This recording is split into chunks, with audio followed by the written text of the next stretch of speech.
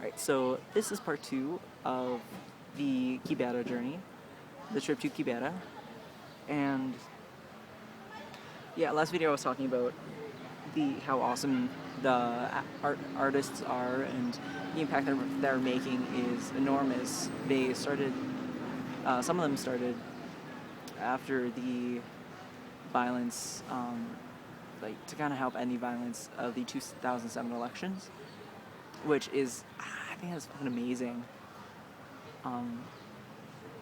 But yeah, it kind of shows the importance of art and everyday messages and signs that you see in your everyday life and how it impacts you individually, whether it's to help you make a decision to go to a protest that could turn violent or turn to more peaceful, constructive ways of handling situations. And I think that's so powerful. So my overall impression of the Kibera Slum is I've never been anywhere that's like it before. There's so much poverty there, and it was really heartbreaking to see like all the people there that were living in poverty, because then I feel super entitled coming back to a hostel where I can eat and have showers and bathroom and a bed, and like I even have clothes are like laundry drying right now. Yeah, so that like super like we have a lot that we take for granted. And something else that really hit me hard was the animals, because there's so many animals there that are hungry. Once we just saw a dog lying on the side of the road completely motionless, and there was another dog standing over it. It was like tearing at its neck. It was like I think it was trying to wake it up or something. I don't even know if the dog was dead.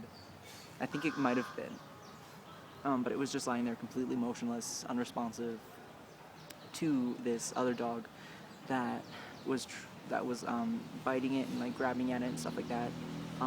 But when anyone tried to pass it, it would growl, like the dog standing over the other one. It would growl at anyone who tried to get him past. So I got the impression that it was trying to wake up its friend. Sorry, bug on the camera. And yeah, there was a kitten who was following.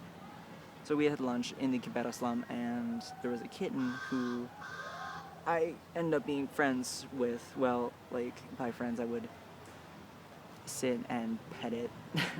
I picked it up, and it was like, it wasn't really used to a lot of attention. So, yeah.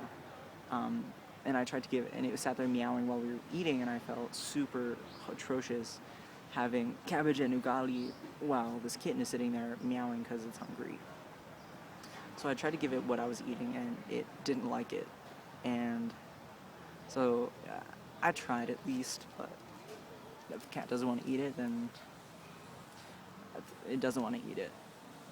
But there was also such a strong sense of community there that is almost unparalleled.